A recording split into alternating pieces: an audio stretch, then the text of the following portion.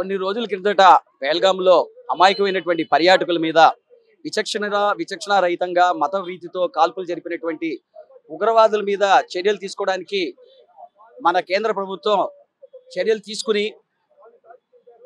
నిన్న మొన్న ఆపరేషన్ సింధూర్ పేరుతో ఏ తల్లుల యొక్క నుదుటిన సింధూరాన్ని తుడిచివేసి ఉగ్రవాదులు వికటాటహాసం చేశారో అదే సింధూరం ఇవాళ కాళీమాత అవతారం ఎత్తి మన ఇండియన్ ఎయిర్ ఫోర్స్ ప్రత్యేకంగా అందులో మహిళా మనులు ఈ సింధూర్ అనే ఒక ఆపరేషన్ ని దిగ్విజయంగా నిర్వహించి పాకిస్తాన్ లో ఉన్నటువంటి సుమారుగా 9 ఉగ్రవాద క్షేత్రాల మీద దాడులు జరిపి అనేక ఉగ్రవాదుల్ని మట్టుపెట్టడం జరిగింది. అలాగే నిన్న కూడా సియాల్కోట్లో గుజరాన్వాలాలో మరియు అనేక ప్రాంతాల్లో కూడా వైమానిక దాడులు జరుగుతున్నట్టుగా మనకి వార్తలు వస్తున్నాయి. ఇక్కడ మన ఇండియాకి పాకిస్తాన్కి తేడా ఏంటంటే నిన్న ఉగ్రవాద శిబిరాల మీద చర్యలు తీసుకోవడం సహించలేనటువంటి ఈ పాకిస్తాన్ అమాయక పౌరుల మీద గురి చేస్తూ షెల్లింగ్ చేస్తూ పూంచ్ సెక్టర్ లో విచక్షణారహితంగా చేసినటువంటి షెల్లింగ్ దాడిలో సుమారుగా 12 మంది అమాయక పౌరులు మరణించడం జరిగింది. వారి ఆత్మలకు శాంతి చేకూరాలని చెప్పేసి నివాళులు అర్పిస్తున్నాను. అట్లాగే వారి యొక్క విద్యుత్ ధర్మాన్ని నిర్వర్తిస్తూ సుమారుగా 5 సైనికులు ఈ పాకిస్తాన్ ఉగ్రవాదాన్ని ఎదుర్కొంటూ అమరులయ్యారు.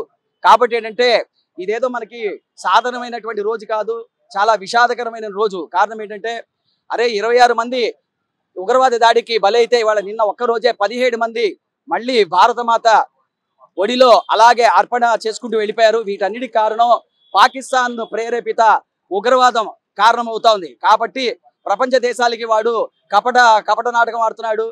భారతదేశం వచ్చేసి పాకిస్తాన్ మీద దాడి చేస్తా ఉందని చెప్పేసి అంతర్జాతీయ చట్టాలు ఉల్లంఘన చేస్తామని చెప్పేసి ముసలి కన్నీళ్లు కారుస్తా ఉంది.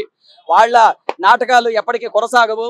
కాబట్టి ఏంటంటే ఇవాళ దేశ ప్రజలందరూ మన జీవనోపాధి మనం చూసుకుంటూనే ఇవాళ 140 కోట్లుగా మనం అందరూ ఐకమత్యంగా నిలిచి ప్రభుత్వానికి మనం అండగా నిలిచి ఈ దేశంలో అన్ని పౌరులు అందరూ కుల మత భాషా భేదం లేకుండా ఇవాళ పాకిస్తాన్కి ఒక తగిన గుణపాఠం చెప్పాల్సిన అవసరం ఉంది. ఎప్పుడు కూడా మన శాంతి కాముకంగానే ఉంటాము. యుద్ధకాంక్ష అనేది ఈ దేశంలో ఎన్ని వేల సంవత్సరాల్లో కూడా లేదు.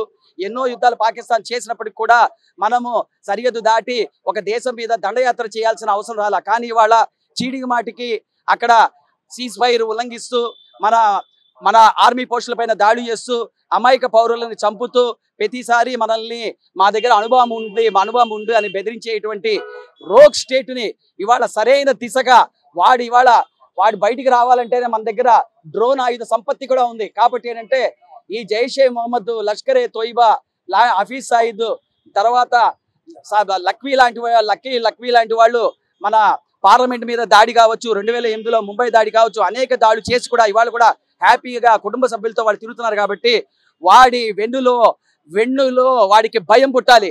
మనం ఈసారి భారతదేశ సరిహద్దు దాటి ఏదైనా దాడి చేయాలంటే చాలా నష్టం ఎదుర్కోవాల్సి వస్తుందని చెప్పేసి గుణపాఠం వచ్చే వరకు పాకిస్తాన్ని అంతర్జాతీయంగా ఒంటరి చేసి అది ఒక విఫలమైన రాష్ట్రంగా మనం చేసి వాడిని పూర్తిగా మన భారతదేశంలో ఉన్న ప్రతి ఒక్కడికి రక్షణ కల్పించుకుంటూ శాంతి కాముక దేశంగా అభివృద్ధి మార్గంగా ధర్మమే లక్ష్యంగా మనం వెతుకుతాము. ఎప్పటికి కూడా యుద్ధకాంక్ష లేని భారతదేశానికి వాళ్ళ యుద్ధం చేయాలి. భారత మాతాకి జై.